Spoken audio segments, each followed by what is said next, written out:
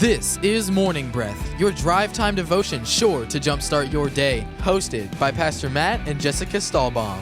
Morning Breath starts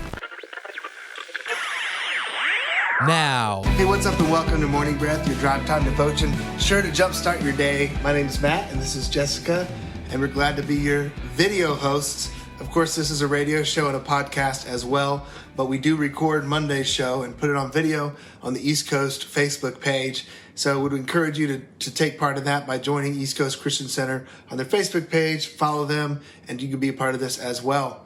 What you up to, Jessica? Well, I just want to tell you how to get involved with Morning Breath. If you want to know more, you can go to eccc.us, or you can go to our Facebook page, or you can go to our app, which is really just where everything is in one place, which is great, the East Coast app. Or you can call our church office at 321-452-1060. And I wish people could see the background of the show. We'll have to take a picture and show. It's almost ridiculous. We have a light ring and a tripod with the camera, and then we have like this other crazy light looking at us. So it's just a new world, isn't it? Yes, it is. It's fun to be a part of it. So we've been in Acts, the book of Acts, which has been really great, especially during this time of the COVID crisis that we all find ourselves in. How are you doing with all of this? What are we in, like week 9? Starting week 9? Well, we're right here in week 8, and I believe at the end of week 8. Too many weeks. It's been too many, and it all runs together. And I feel like the middle 6 weeks has disappeared from me. Yeah, it's like that I was remember weird. the first 2. Me too. The middle 6 are gone. How am I doing with it? That's a great question. Processing a lot of things and a lot of emotions within myself as well as with a lot of other people. People love to share their feelings and their emotions and their concerns. And as a pastor, I hear a lot of it, and I'm a part of just kind of the inner workings of what people are going through. And so, you know what's hard is the vast amount of information there is about all of this available at everyone's fingertips, but also the vastness of not only the amount of information, but the varying information that's out there. So we have like the conspiracy route, we have the government takeover route, we have the China did it route, we have the let's just be wise and watch what happens route. And then there's the faith thing, which I think can intermingle with all of it. But then there's some people who are just like, we got to have faith over fear, take the hill. So it's just really hard to find that balance. And we hear it from everyone and their own perspective. Then it's through their own perspectives. So it's just really interesting. It's a vast amount of information with a complete lack of understanding, a consensus of understanding. Yeah. And that's where really I think you get the Spirit of the Lord working in your heart. You've got to walk in freedom. You can't walk in fear. Mm-hmm. You've got to walk in faith. Fear gives us 3 responses: fight, flight, or freeze. And you'll see it. If you just start paying attention to flight, fight, or freeze, when somebody's, picking a fight with you, and you're just like raging against the machine, whatever, fighting the man and all that stuff, like, are they walking in a spirit of fear? A lot of the times, yes. Mm-hmm. Fear doesn't mean you have to be afraid. It means you can be angry. Mm-hmm. It means you can be working your fingers to the bone. It means you can be terrified and anxious and struggle to think. It could even mean you're totally numb, you're frozen, and you just don't care anymore. You're just like, I'm not making any decisions. I'm just going to play Xbox. So these are all the things that we're all dealing with. The good thing is we're not alone in this. We're all fighting this. So I believe that the answer is within the community of Christ believers, that we would rise up during this time and we would shine like never before. We'll jump into the chapter, but let me give you just a couple minutes of what East Coast has been doing. We don't often pump up our church in this show because we know so many other people do listen to this, but I'll pump up some of the stuff that the generosity through East Coast has done. And I'm sure, there's stuff happening in all of our churches all over the place. So it kind of gives you just a snippet of what's happening around the county and around the world. But we've given to over 1,000 hospital employees, retail or Publix store workers, Aldi, Teachers, we've reached out to more than 1,000 of them with just encouraging gifts and food and lunch and all of these things that are really, really important, because something I realized today is, nurses, there might not be a lot of COVID cases in our county, but what's not available is visitation in hospitals or in nursing homes and hospice facilities. There's no visitation required. So because family isn't showing up, nurses and doctors and the people that work in hospitals are being asked to basically be family to people struggling. You go to the hospital for pneumonia right now, you can't go visit. Well, who's going to be the person caring for you? Nurses and doctors are already caring for your physical well-being and trying to take care of you as a person. Now they're kind of forced to be your family too and your friends. And that's a lot of weight. And any encouragement we can give to that group of people is received to the point of tears often. We've seen many tears from people as we've given them pizza and we've given them gifts and just the smallest love, things, just anything for them to be seen and acknowledged and appreciated. Yeah, makes a big difference. We're at about 145,000 pounds of food given away since the COVID crisis started. We recently did an event where we had about 700 popsicles. We partnered with River Road Popsicles, and they came out and gave us some popsicles at a pretty I'm not a huge discount. popsicle fan, but the River Road Coffee and Popsicles are amazing. Yeah. They're really good. I mean, if it's hot out and it's Florida, I'll eat about anything cold at that point. They have, I know you haven't tried this one, they have a caramel macchiato popsicle that tastes like a caramel macchiato. Huh. It's good. Well, that's just some of the stuff that's been going on around East Coast, sharing the love of Christ with people. Get your caramel macchiato popsicles here, all right? Yeah. Well, we're going to jump into Acts chapter 25. And Yep, I'm going to read to 15. I'll read through 15. All right. Let's read.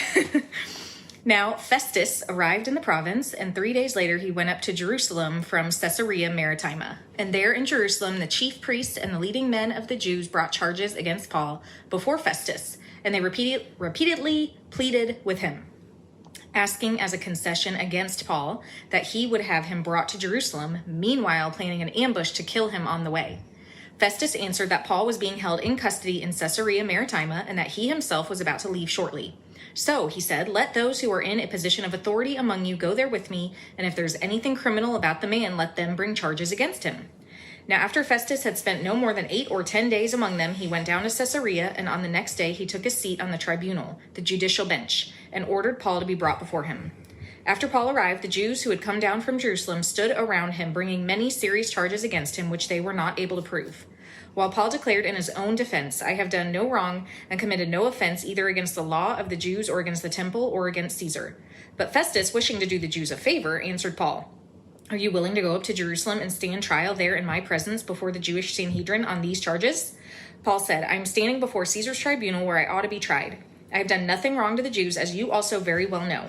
Therefore, if I'm guilty and have committed anything worthy of death, I do not try to escape death. But if there's nothing to the accusations which these men are bringing against me, no one can hand me over to them. I appeal to Caesar, Emperor Nero. Then Festus, after conferring with the men who formed his council, answered, you have appealed to Caesar you shall go. Now, several days later, Agrippa II, the king, and Bernice, his sister, arrived at Caesarea and paid their respects to Festus, the new governor. While they were spending many days there, Festus laid Paul's case before the king, saying, there is a man here who was left as a prisoner by Felix. When I was at Jerusalem, the chief priests and the elders of the Jews told me about him and brought charges against him, petitioning for a sentence of condemnation against him. Am I in verse 16 here? Yep. I told them that it is not the Roman custom to hand over anyone before they have faced their accusers and have had an opportunity to defend themselves against the charges. When they came here with me, I did not delay the case, but convened the court the next day and ordered the man to be brought in. When his accusers got up to speak, they did not charge him with any of the crimes I had expected. Instead, they had some points of dispute with him about their own religion and about a dead man named Jesus who Paul claimed was alive. I was at a loss how to investigate such matters, so I asked him if he would be willing to go to Jerusalem and stand trial there on these charges. But when Paul made his appeal to be held over for the emperor's decision, I ordered him held until I could send him to Caesar.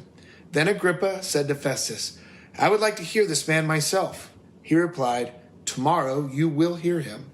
The next day, Agrippa and Bernice came with great pomp and entered the audience room with the high-ranking military officers, and the prominent men of the city. At the command of Festus, Paul was brought in. Festus said, "King Agrippa, and all who are present with us, you see this man. The whole Jewish community has petitioned me about him in Jerusalem, here in Caesarea, shouting that he ought not to live any longer. I have found he had done nothing deserving death, but because he made his appeal to the emperor, I decided to send him to Rome. But I have nothing definite to write him to his majesty about him. Therefore I have brought him before all of you, and especially before you, King Agrippa, so that as a result of this investigation I may have something to write. For I think it is unreasonable to send a prisoner on to Rome without specifying the charges against him." Amen.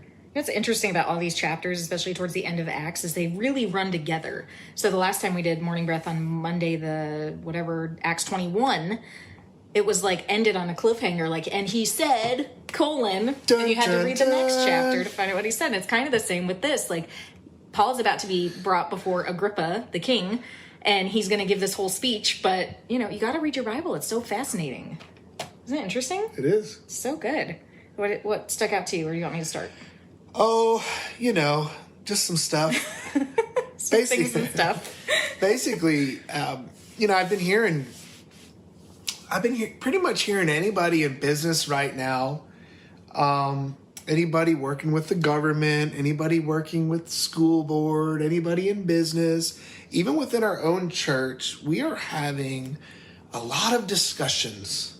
There's a lot of things going on where it's this rule and that rule and this is happening and that is happening and why don't we do this and what about that and let's put masks on, let's take masks off and let's wear gloves, let's wash hands, all this stuff and all these things. How do we pivot our business and all of this? And I just found great comfort actually reading about Paul's life, how he had to walk through just a lot of difficulty with discussions with kings and all the stuff that's happening behind the scenes with these great conversations. I've had the privilege of just speaking to a few friends who work kind of high up in NASA or even in the government, and some of them work with general contractors, and some of them are helping rescue people that we're going to launch into space soon, and some of them are liaisons for the Navy and for NASA and for the U.S. government and SpaceX and all these things. And I hear these conversations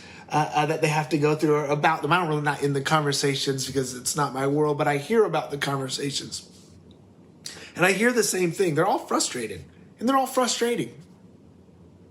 And then I think to myself, why would I think that in making big decisions, would there not be frustration involved? Mm-hmm.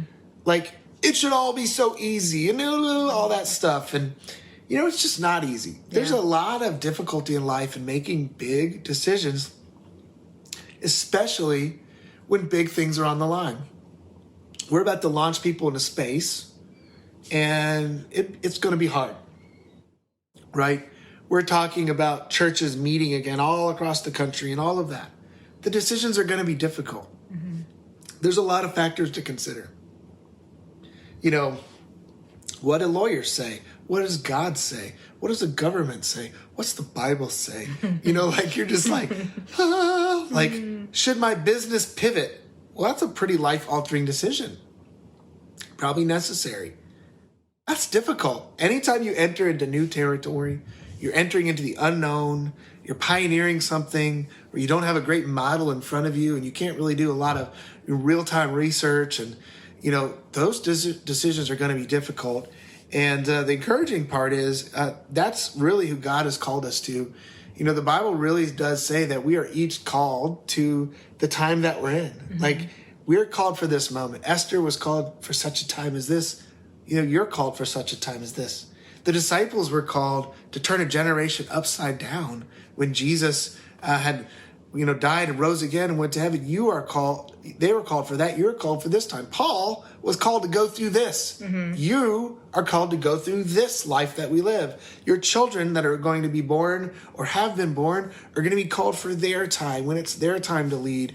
God puts us in the right place at the right time, and we don't need to be afraid. We just need to walk in the spirit of freedom. That's really good. I feel like up until this point in our life, I mean, there have been difficult decisions, but there's been pretty much a clear, like, consistent. That's the way to go. Yeah. Consistent. Like, that's the way you keep going that way. Although it may be hard sometimes, you may run into difficulty. Like, that is the direction.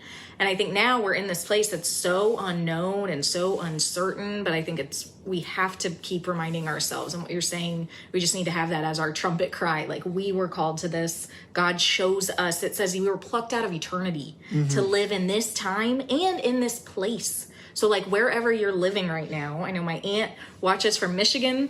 You're there, Aunt Mary, for such a time as this, in that place where you were called. So, Your I aunt think watches that's really this? good. My Aunt Mary Paradosky. Oh, Aunt Mary Paradox. You have two Aunt Marys. I do.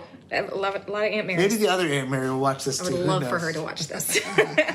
So, really good. I think that's good. We just need to keep reminding ourselves, because as you're saying it, I've heard you say that a million times, and it encourages me. So, I think that needs to be a daily mantra. Yeah. Good job. I want to talk about verse 10 from Acts 25, verse 10. It says, Paul said, I am standing before Caesar's tribunal where I ought to be tried. I have done nothing wrong to the Jews, as you also very well know. Now, Paul, if you read Acts 24, you would have found out that Paul had already been imprisoned for 2 years at this point. He had been imprisoned under the governor Felix. Now, Felix was not the governor anymore, and he left Governor Felix before he went out of office. He left Paul imprisoned as a favor to the Jews. So Festus now acquires Paul as a prisoner, and he's trying to get his mind around, who is this guy? Why is he imprisoned? What do the Jews have wrong? Have ought against him and all this stuff. But he's literally been in prison for 2 years for doing nothing wrong. That's awful. Like, what an awful place to be. Yet, these Jews were still trying to plot to kill him. It wasn't like he was in prison in Caesarea, which is away from Jerusalem quite a ways.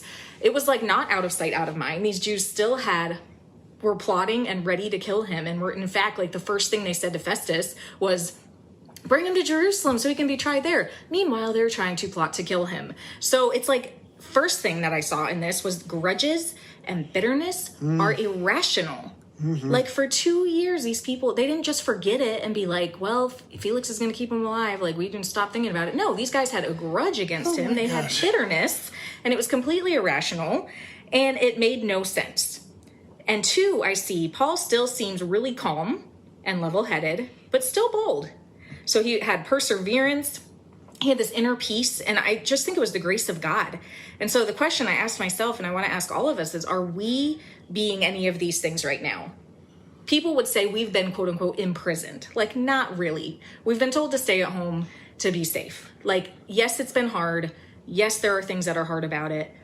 But are we acting like this is the end of the world? Or are we allowing inner peace to rise up in us? Are we diving into the Word of God and getting the peace that we need for every day? Are we reminding ourselves of what Matt just talked about, that we have been chosen to live in such a time as this, that if we know Jesus, that we have nothing to fear. If God be for us, who can be against us? There is grace in this space. And it's only been 8 weeks. Paul was in prison for 2 years, and he had done nothing wrong. Yeah. And so that really, really stood out to me. Also, can I say something about what you're saying? Yes. So think about that for a second. What Paul did in prison for 2 years, he wrote a bunch of letters to the church. To encourage them. To encourage people. And I just thought, like, what can we be doing during this odd time that we live in? Now, social distancing for Florida, as the time that this has been recorded, is essentially in a phase 1 ending, okay? And so we're phasing back into regular life. But even in this kind of time where we have extra time, where our kids aren't in sports right now, or just whatever, we got a lot of stuff going on. We got a little more time in our hands. A friend of mine said real estate for them began to slow down. Just for them, because I actually had no other friends where real estate hasn't slowed down at all. But for that person, they kind of started seeing the writing on the wall and said, you know what, real estate might not be as hot for a while. let me get my mortgage license so that I can do mortgages too. And literally spent the first 8 weeks of this, stay at home getting their mortgage license. And I'm thought, come on, like, way to go. What we've been doing as a church is we've been spending time perfecting our digital presence during this time. And we've been advancing our ability to get the word of God out on social media, on YouTube, on the internet, in digital ways. We got our church on TV for the first time for Easter. So we've taken this time to advance what we've done as a church. We've had a digital presence. But now we have a much stronger digital presence. And when all this is said and done, and we're meeting in buildings and we're doing these things again, and all that stuff has kind of come back to some normalcy and some consistency and something we can actually count on, we're still going to be strong digitally. Digital will be a normal for us because really the majority of the world that we can reach will be reached digitally. Yeah.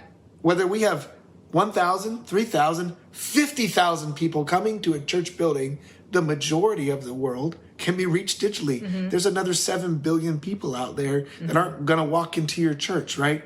And so this is the thought of let's continue to advance why we're in prison. Yeah. Or why we have to stay at home, or why it would be better to stay at home rather. Yeah.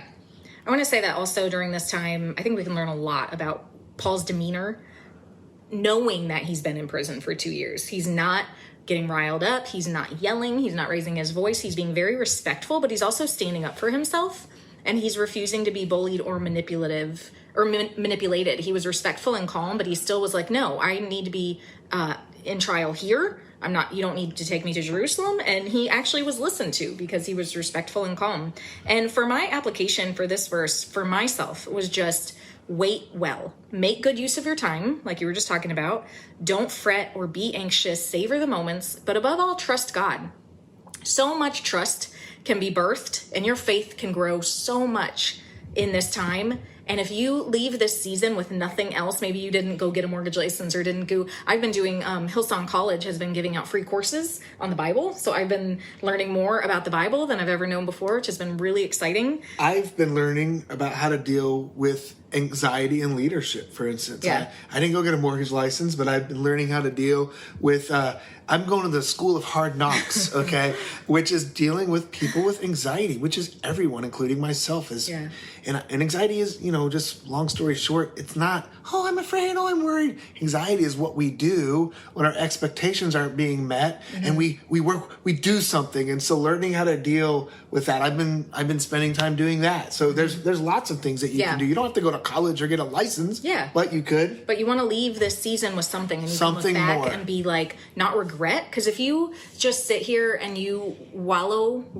and like just sit here and are like, I just want to get back to normal and I can't wait, and watching the news and all those things that get you riled up. No, you can learn how to trust God. You can learn how to read your Bible and get something out of it by doing the SOAP method, by joining us every day with Morning Breath, whatever it is, get a new habit and dive in. And above all, trust God. Like I said, he is the key to the inner peace that Paul was experiencing. I think somebody is probably going to end up writing a book.